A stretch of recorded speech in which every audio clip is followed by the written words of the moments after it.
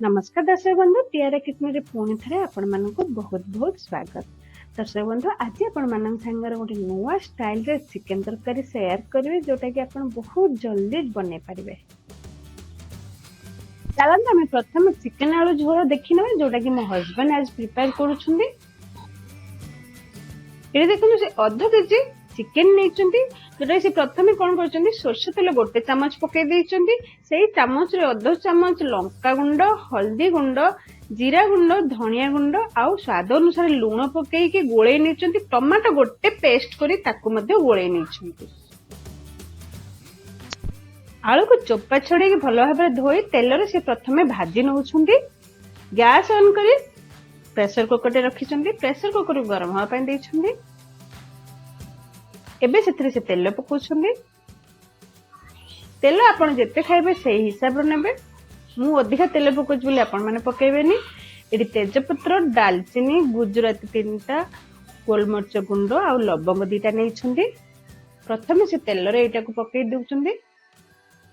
तेल हमर फुटी आसलानी। ए देखुन पियाज छेचा अदा छेचा रसुण छेचा आ पियाज कटा नहीं गोटे बड़ पियाज को से काटी नहीं आउ अधा को छेची नहीं। प्रथम ये कटा पियाज से पकई दौरान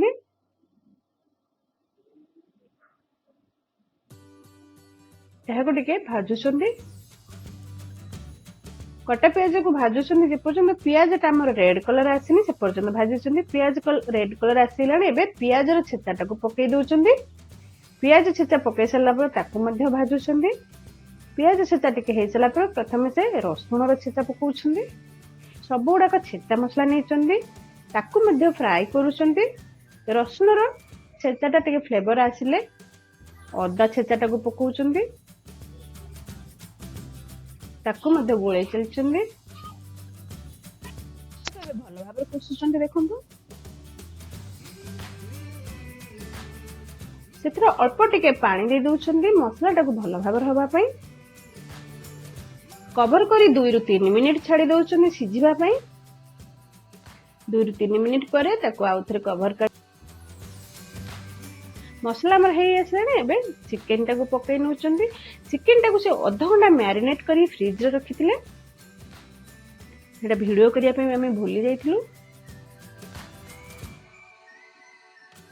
सब पकई दौरान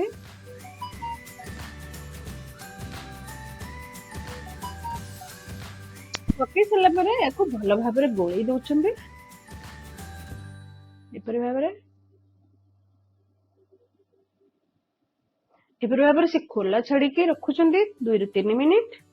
2 ରୁ 3 मिनिट पर आउ थे गोल यहीपरी भाव 4-5 थर गोल चलते से 4-5 थर। देखो आम चिकेन टिके कषा आसीगला। देखो मसला गुड़ा भी रेडी हो गला। तेल गुड़ा टिके ऊपर को भी आसीगला।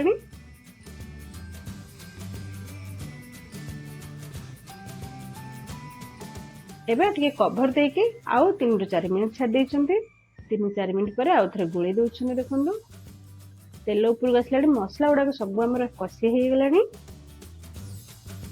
एबे जो आलूटा को भाजी रखी थे पकई दौरान। देखो आलूटा को रेड कर भाजी नहीं। आलूटा को आम पकई सारा कषा 3 ରୁ 4 मिनिट कषा। यही तरकारीटा आम गाँ स्टाइल पानी झोल हम बेसी ग्रेवी रही कषा सरीगला। पानी ये आम टे अधिका दबा गोटे बाउल नहीं जेहेतु एटा पानी झोल हम माने बिल्कुल ग्रेवी रही पूरा पानी पानी झोल हम टे गोले नबा।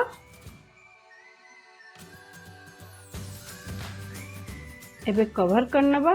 कवर करी 2टे हुइसिल दबा छाड़ी नबा।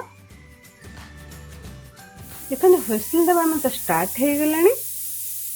यह बंद करना ठंडा हाँपाई। देखो पूरा ठंडा हो गला। खोलिकी टिके देखा देखो केते सुंदर कलर आसे। आम धनिया पत्र ऊपर पकई नबा टिके गोले नबा। गोटे कड़े मुझे काढ़ी नौ। देखो झोलटा यहीपरी भाव पानी पानी रहा दरकार। केते सुंदर देखा आपण माने देखंतु टेस्ट मध्ये बहुत बढ़िया होईची। आपण मैंने जदि आज किए नुआ मो चैनल को आछंती प्रथमे मो चैनल को सब्सक्राइब कर दियंतु नुआ नुआ वीडियो देखिया पई पाखर थिबा छोट बेल आइकन को प्रेस कर दियंतु थरे मात्र करिवे या द्वारा आपण माने सब बेले मोर नुआ वीडियो देखि परिबे। ये रेसिपी को आपण माने बहुत बहुत शेयर करंतु लाइक करंतु ए रेसिपी को आपण घरे बनांतु यार टेस्ट केमिन थिला मते मतामत कमेंट बॉक्स रे दियंतु। Thanks for watching happy cooking.